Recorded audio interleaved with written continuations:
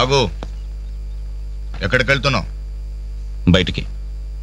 బయటకంటే బయటికి. బయటకి బయటకి బయటకి ఎక్కడికి బయటికి? ఓ మగాడు బయటికి వెళ్తున్నానంటే ఉద్యోగం చేయడానికి వెళ్తున్నాను, ఉద్యోగం వెతుక్కోడానికి వెళ్తున్నాను, రాళ్లు కుట్టడానికి వెళ్తున్నాను, లేదు డబ్బు సంపాదించడానికి వెళ్తున్నాను అనే మగతనం సమాధానంలో ఉండాలి.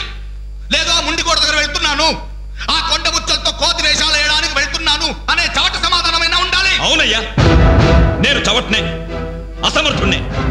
ఆ ముండికోట దగ్గరికే వెళ్తున్నాను, ఆ కొండ ముచ్చలతో చేరి దమ్ము కొట్టడానికి వెళ్తున్నాను. సరేనా? ఇంకా ఎన్నాళ్ళు ఆ బేవర్స్ గారితో తిరుగుతావురా? ఉద్యోగం రాని వాళ్ళంతా నీ దృష్టిలో బేవర్స్ గాళ్లే, కానీ వాళ్ళే నా ఫ్రెండ్స్, నా ఆత్మీయులు. నా కష్టాలు వినేది వాళ్ళే, నా కన్నీళ్లు తుడిచేది వాళ్ళే.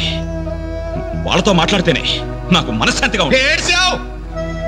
నీ వయసులో ఉద్యోగం చేస్తూ మా అక్కయ్య పెళ్లి చేశాను, 2 పిల్లలకి తండ్రినయ్యి గౌరవంగా ఇక్కడ దాకా సంసారం నెట్టుకొచ్చాను.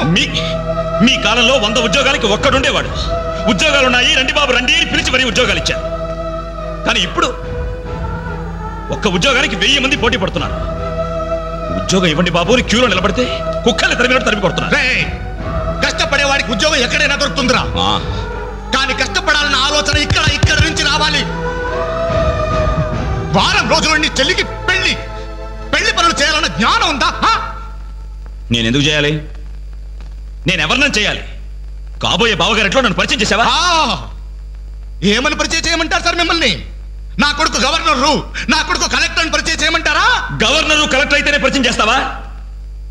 నీ కొడుకు నాకు మాత్రం విలువ. ఏ రోజు నువ్వు ఉద్యోగానికి వెళ్తావో ఆ రోజే నువ్వు నా కొడుకువి. నువ్వు నన్ను కనడం కంటే ఓ ఉద్యోగానికి కనుండాల్సింది. నువ్వు పరిచయం చేసినా చేయకపోయినా నా చెల్లి పెళ్లి పనులు నేను చూసుకుంటాను. నీ కొడుగ్గా కాదు, నా చెల్లెలకు అన్నయ్యగా.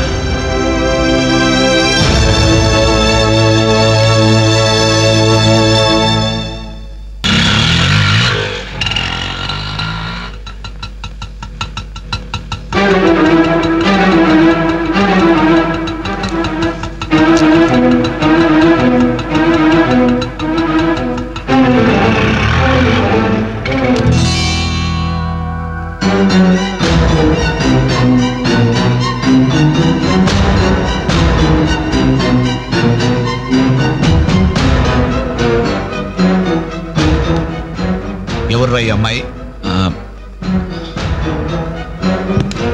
నమస్తే అండి, నా పేరు చిత్ర. నేను మీ అబ్బాయి 5 ఏళ్ల నుంచి ప్రేమించుకున్నాం, పెళ్లి చేసుకోవాలనుకుంటున్నాం. మా ఇంట్లో వాళ్ళు బలవంతంగా నా పెళ్లి చేయబోతుంటే ఇంట్లోంచి వచ్చేసాను. మీరు ఆశీర్వదిస్తే. ఆగమ్మా, ఆగు. కాస్త ఊపిరి పీల్చుకుని మాట్లాడమ్మా.